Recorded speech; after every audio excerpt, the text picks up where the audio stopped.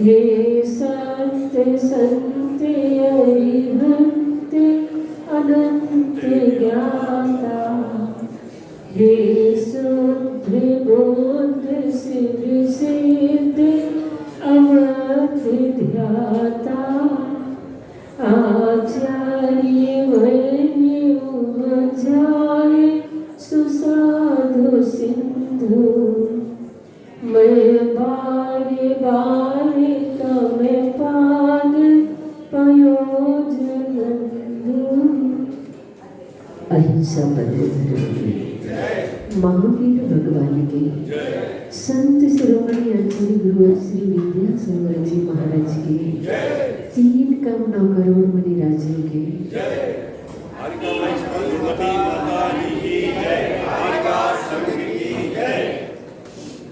आदिम तीर्थंकर प्रभु आदिनाथ मुनिनाथ आदि व्याधि अघमन मुंडे तुम पद में आपात आचार्य भगवान ने आदिनाथ भगवान की स्तुति करते हुए कहा कि आदिनाथ भगवान जैन परंपरा के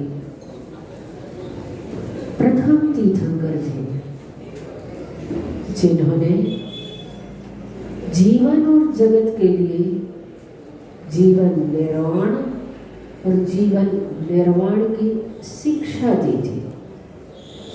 प्रथम शिक्षक आदिनाथ भगवान थे, जो 80-80 कृषि और ऋषि परंपरा के सूत्रधार थे। इसे हम ऐसे समझें कि जैन धर्म के भव्य इमारत के न्यू अगर आदिनाथ भगवान थे, तो भव्य शिखर भगवान महावीर स्वामी। हम शिखर को, कलश को तो सम्मान देते ही हैं, पूजते भी हैं, लेकिन हमें न्यू को भी नहीं भूलना चाहिए। इसलिए आदिनाथ भगवान के बारे में भी हम समझें कि आदिनाथ भगवान कौन थे। आदिम तीर्थंकर योग प्रवर्तक आदिनाथ भगवान के बारे में अगर आपसे पूछा जाए कि उनके बारे में आप कितना जानते हैं, तो हम तो सिर्फ इतना ही कह पाएंगे कि वे क्षत्रिय थे, इक्ष्वाकु वंश में जन्मे थे, जैन धर्म के प्रथम तीर्थंकर थे, तीसरे काल में उनका जन्म हुआ था और तीसरे काल में ही मोक्ष को प्राप्त हो गए थे। इससे आगे हम नहीं जान पाएंगे, पर हमारे प्रथम तीर्थंकर के बारे में हम जानने की कोशिश करें कि वाकई में उन्होंने हम सब के लिए क्या क्या किया। ऐसी चीज़ों को जानने के लिए आचार्य समंत्र भद्र स्वामी जी ने स्वयंभू स्तोत्र लिखा, जिनके बारे में आप जानते होंगे कि समंत्र भद्र स्वामी भी राजकुमार थे, राजपुत्र थे, और उन्होंने छोटी सी उम्र में दीक्षा ले ली थी। उन्हें भस्मक व्याधि रोग हो गया था और उन्हें लग रहा था कि ये व्याधि हमारी शांत होने वाली नहीं है। अतः उन्होंने गुरु से संलेखना के लिए प्रार्थना की थी, पर उनके गुरु दूरदर्शी थे। वे जानते थे कि इनके माध्यम से धर्म की बहुत प्रभावना होनी है, इसीलिए उन्होंने कहा जैसे भी हो इस व्याधि को तुम्हें ठीक करना है। तब वो स्वतंत्रता से भोजन आदि करके उस व्याधि को दूर करने लगे, और जब विहार करते हुए वो काशी पहुँचे तो उन्होंने देखा कि शिव मंदिर में भोग जो चढ़ता है वह विशाल अन्न राशि होती है। उन्होंने सोचा अगर ये अन्न मुझे प्राप्त हो जाए तो मेरी व्याधि दूर हो सकती है। और उन्होंने अपनी चतुराई के माध्यम से वहां पर रहना, राजा के माध्यम से अपनी बात को कह करके स्वीकार किया और उस शिव मंदिर में ही रहने लगे और उसे ग्रहण करके अपनी भस्मक व्याधि को दूर किया। जब वह प्रसाद बचने लगा तब गुप्तचरों ने काशी नरेश से इस बात को कहा और उन्होंने जब इस बात को जाना तो वो तो आग बबूला हो गए। उन्होंने कहा तुम्हें हमारी इस पिंडी को नमस्कार करना होगा। उन्होंने कहा राजन, आपकी ये शिव पिंडी मेरे नमस्कार को सहन नहीं कर पाएगी। और उन्होंने बहुत कुछ कहा पर राजा ने अपनी जिद की, कैसे भी हो तुम्हें तो इस पिंडी को नमस्कार ही करना पड़ेगा। समंत्र भद्राचार्य भले ही आचरण से वो पीछे हो गए थे, उनकी श्रद्धा अभी भी बरकरार थी और उन्होंने प्रथम तीर्थंकर आदिनाथ भगवान से जो स्तुति पढ़ना शुरू की तो 8वें नंबर के भगवान चंदम प्रभु चंद मरीचि गौरव ये पढ़ना शुरू किया और शिव जी की जो पिंडी थी फट गई। चंद प्रभु भगवान प्रकट हो गए। पंचम काल की घटना है, चतुर्थ काल की घटना मैं आपको नहीं बता रही। पंचम काल में भी हमारी भक्ति में इस प्रकार से चमत्कार हुआ करता है। ऐसे उन समंत्र भद्राचार्य ने काशी नरेश को भी अपना जब परिचय दिया था तब उन्होंने कहा था, राजन मैं कवि हूँ, मैं पंडित हूँ, मैं आचार्य हूँ, मैं शास्त्रार्थ करने वाला हूँ, मैं सारस्वत हूँ और मुझे इस धरती पर वचन सिद्धि प्राप्त है। ये उनकी गर्भोक्ति नहीं थी, ये उनकी तत्वोक्ति थी। इस प्रकार से उनका व्यक्तित्व था। ऐसे आचार्य समंत्र भद्र स्वामी ने आदिनाथ भगवान के बारे में स्वयंभू स्तोत्र में लिखा। मैंने समझा, मैंने सोचा कि आदिनाथ भगवान के बारे में अगर इन लोगों से पूछा जाए तो ये कितना बता पाएंगे। और युग प्रवर्तक आदिनाथ भगवान, हमारे प्रथम तीर्थंकर आदिनाथ भगवान, जिसे सिर्फ जैन दर्शन में ही जिनका व्यक्तित्व हमें पढ़ने को नहीं मिलता है, हिंदू पुराणों में भी उनके बहुत सारे ऐसे पुराण हैं जहां आदिनाथ भगवान के बारे में पढ़ने को मिलता है और हम उनके उस व्यक्तित्व से अपरिचित हैं। कुंडलपुर के बड़े बाबा आदिनाथ भगवान, जिनका 17 जनवरी को स्थानांतरित हुआ था एक पुराने मंदिर से नवीन भव्य मंदिर में, जिनालय में भगवान आदिनाथ विराजित हुए थे। कल की तिथि हम सभी के लिए विशेष पुण्य तिथि के रूप में, पुण्य तारीख के रूप में हमारे सभी के समक्ष है।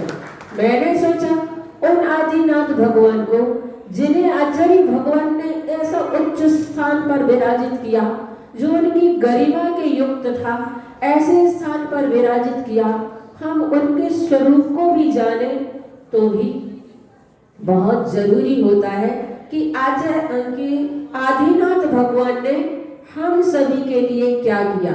स्वयंभू स्तोत्र में उन्होंने लिखा, स्वयं भवा भूत हितेन भूतले। आज मैंने जब आचार्य प्रभाचंद जी की टीका देखी उसमें तो मुझे पता चला कि वे स्वयंभू तो थे, यानी कि स्वयंभू का मतलब होता है कि जो बिना किसी के उपदेश के ही मोक्ष मार्ग को जान लेते हैं और उस पर आचरण करके अनंत चतुष्टय से युक्त होते हैं। ये बात तो फिर भी ठीक है, पर मन में प्रश्न उठता था कि बिना किसी के उपदेश के वे कैसे मोक्ष मार्ग को जान लेते थे। स्वयंभू जो होते हैं बिना किसी के उपदेश के मोक्ष मार्ग पर कैसे आरूढ़ हो जाते हैं।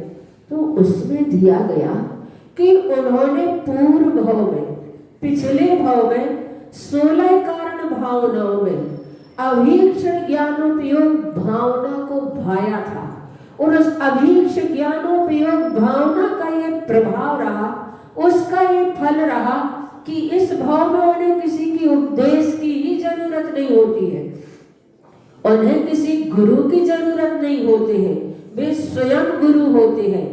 ऐसे आदिनाथ भगवान, जब मैंने ये पढ़ा तो मुझे बहुत अच्छा लगा। पिछली जिंदगी में उन्होंने ऐसा अभीक्षण ज्ञानोपयोग की भावना भाई, 24 घंटे जिनका स्वाध्याय ही चलता था। स्वाध्याय का मतलब सिर्फ ये नहीं होता है कि हम अपने सामने ग्रंथ को रखे रहे। स्वाध्याय 5 प्रकार के बताए गए हैं, वाचना, प्रेक्षणा, अनुप्रेक्षा, आमनाय और धर्मोपदेश। ये 5 प्रकार के स्वाध्याय हुआ करते हैं। स्वाध्याय का मतलब होता है स्वयं का अध्ययन करना, स्वयं का ज्ञान करना, स्वयं को जानना। किसके माध्यम से? वाचना के माध्यम से। कभी ग्रंथों का पठन करके हम जानते हैं, तो कभी प्रक्षणा के माध्यम से जो हमने पढ़ा है क्या हम उसे ठीक जानते हैं, क्या हम उसे सही जानते हैं, इस जिज्ञासा के लिए सामने वाले से पूछना प्रक्षणा कहलाती है। इसलिए नहीं कि सामने वाले को देखते हैं कितने गहरे पानी में है, कितना इनका ज्ञान है, उनकी परीक्षा करने के लिए प्रक्षणा स्वाध्याय नहीं किया गया है। ये हमने जो जाना है या हमें जो नहीं आ रहा है उसको पूछने के लिए जो हमसे विशेष ज्ञानवान होते हैं उनसे पूछना प्रक्षणा नाम का स्वाध्याय कहलाता है। वाचना, प्रक्षणा, आमनाय। आमनाय का मतलब होता है कंठस्थ करना, हृदयस्थ करना।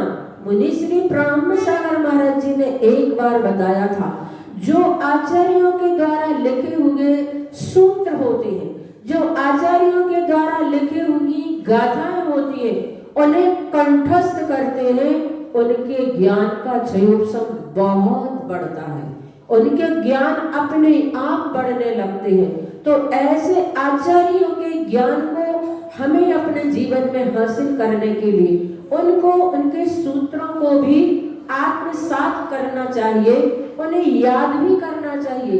एक एक सूत्र को अगर हम एक दिन भी याद करते हैं तो मान करके चलना हमने अपनी जिंदगी में वह हासिल किया जो इस भाव में ही नहीं पर भाव में भी हमें काम में आएगा।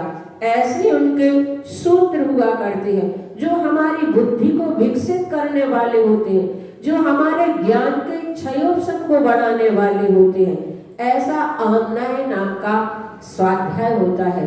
और अनुप्रेक्षा स्वाध्याय के लिए कहा गया है मोहर मोहन चिंतनम अनुप्रेक्षा। बार बार उसी का चिंतन करना, बार बार उसका पाठ करना, ये अनुप्रेक्षा स्वाध्याय कहलाता है। बार बार जब हम उसका चिंतन करते हैं तो किसी न किसी समय हमारा उपयोग उस पर जाता है, और जिस समय हमारा उपयोग उस रूप हुआ तो मान करके चलना कि हमने अपनी जिंदगी में धन्यता को प्राप्त कर लिया कि आज हमारा वह जो उपयोग उस रूप हुआ है, उस मय हुआ है, उसको जानने के लिए हमने प्रयास और पुरुषार्थ किया है। जो पाठ किया करते हैं हम 12 भावना के, 6 ढाला के, किसी चीज के जब हम पाठ करते हैं वो आमना स्वाध्याय कहला, वो अनुप्रेक्षा स्वाध्याय कहलाते हैं। और धर्मोपदेश का मतलब होता है आप लोग प्रतिदिन जैसे यहाँ पर बैठते हैं और बैठ करके धर्म की बातों को सुनने का आपका जो मन होता है, यहाँ पर माँ जिनवाणी के माध्यम से जो आपको बताया जाता है वह धर्मोपदेश नाम का स्वाध्याय होता है। बहुत सारे लोगों के प्रश्न होते हैं, माता जी व्यस्तता बहुत अधिक है, हम ऐसे ग्रंथ को अपने आप से पढ़ भी नहीं पाते हैं और पढ़ते भी हैं तो हमें समझ में नहीं आता है, फिर हम स्वाध्याय कैसे करें। या तो उनके लिए प्रथमानी योग का स्वाध्याय करना चाहिए जिसमें उनके माध्यम से हमें कुछ समझ में आता है, या फिर हम जो प्रवचन सुनने के लिए आपको आजकल मिल रहे हैं उन्हें सुन करके भी आप स्वाध्याय के उस नियम को पूर्ण कर सकते हैं। वैसे तो माँ जिनवाणी को लेकर के हम बैठते हैं और उसका पठन पाठन करते हैं, वह स्वाध्याय के अंतर्गत आता है। तो इस प्रकार से भगवान आदिनाथ स्वयंभू थे, यानी कि उनके लिए किसी गुरु की जरूरत नहीं थी।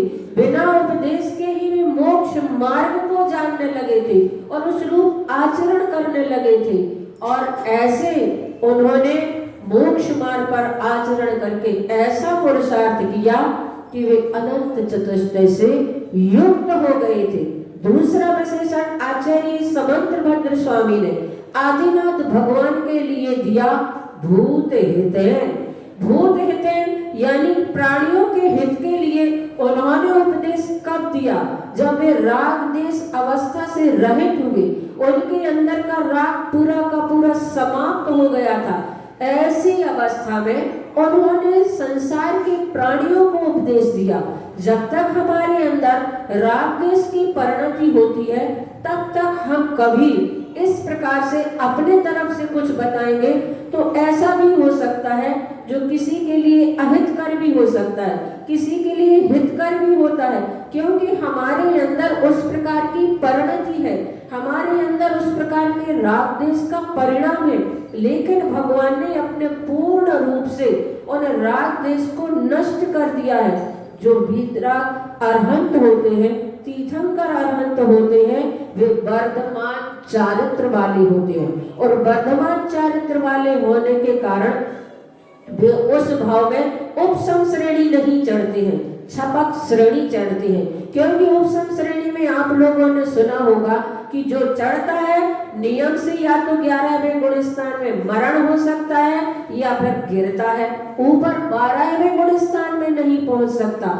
जो तीर्थंकर होते हैं वर्धमान चारित्र वाले होते हैं, इसलिए वो उपसम श्रेणी न चढ़ करके छपक श्रेणी चढ़ते हैं और छपक श्रेणी पर चढ़ करके उस राग देश की परिणति को समाप्त ही करते चले जाते हैं, दबाते हुए नहीं जाते हैं। जो उपसम श्रेणी चढ़ते हैं वो 21 प्रकृतियां चारित्र मोहिनी की होती हैं, उन्हें दबाते दबाते वहां पहुंचते हैं। लेकिन जो छपक श्रेणी चढ़ते हैं वो उन प्रकृतियों को सत्ता से ही क्षय करते हुए आगे बढ़ते चले जाते हैं। इसलिए उन्होंने अपने जीवन के राग देश को समाप्त कर दिया है।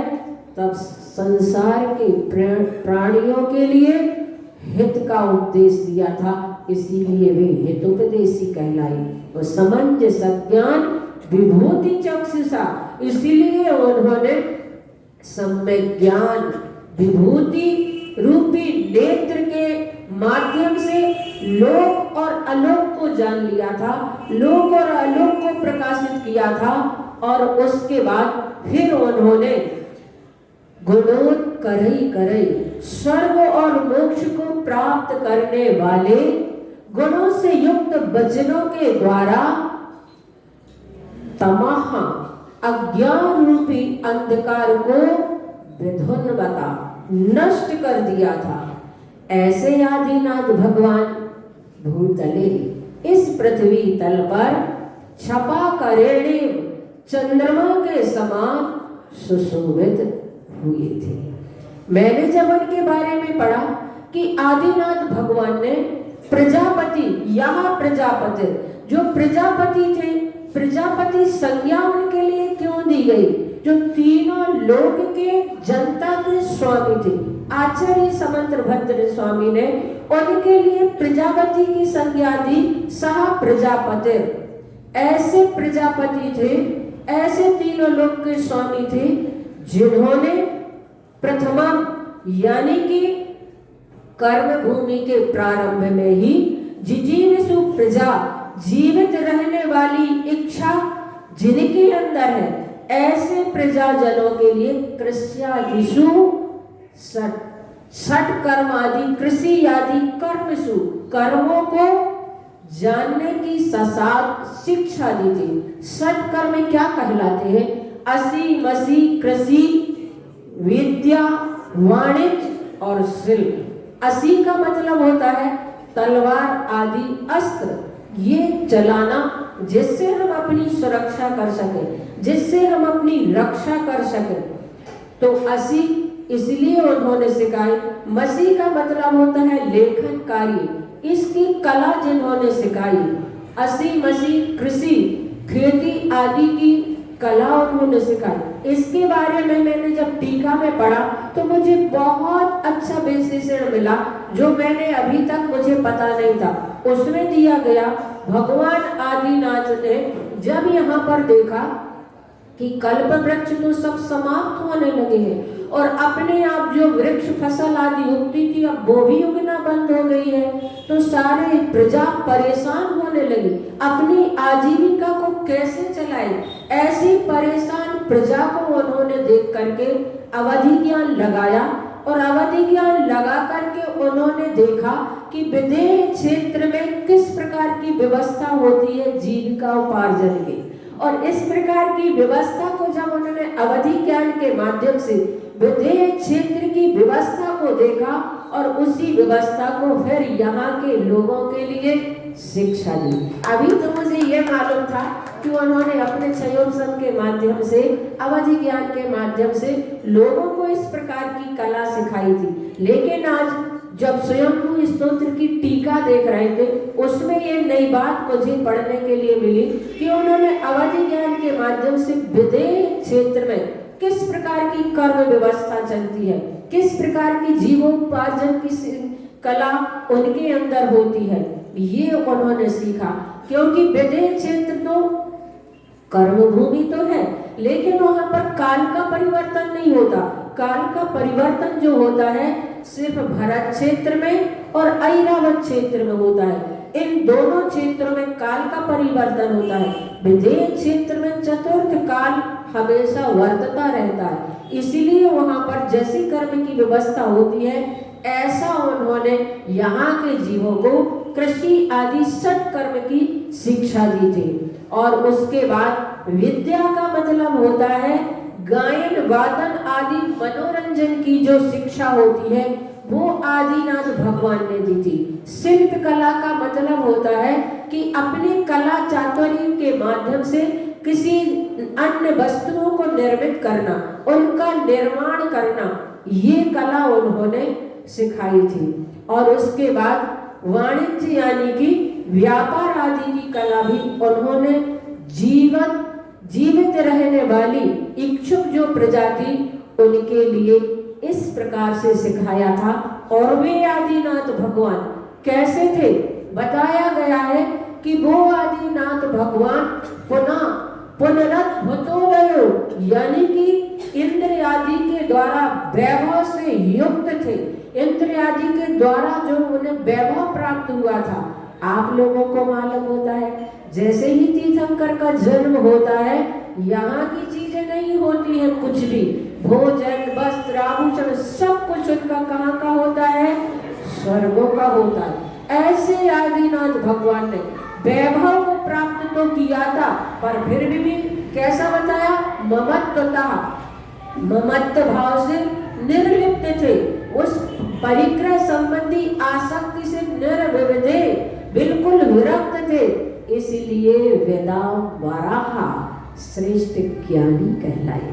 तो आदिनाथ भगवान के बारे में आज और कल भी हम सभी आदिनाथ भगवान के बारे में जानेंगे कि उन्होंने हम सभी को किस प्रकार से और शिक्षाएं दी और जीवन जीने की कला सिखाई। आज तो अपना समय हो रहा है, क्योंकि अभी तो आप उच्चारण कर रहे थे, इस अपेक्षा से समय ज़्यादा हो जाता था। अपना समय सही वही रहेगा 9 बजे तक, और 9 बजे तक ही हम आदिनाथ भगवान का आज और कल तक मैंने इसीलिए रखा क्योंकि बड़े बाबा का स्थानांतरण नए मंदिर में हुआ था। विशेष रूप से हम आदिनाथ भगवान के बारे में जानेंगे। इस अपेक्षा से कल भी आदिनाथ भगवान के गुणगान करते हुए हम सभी स्वाध्याय की इस प्रक्रिया को रखेंगे। बोले महावीर भगवान की। हे गुरुवर शासक सुख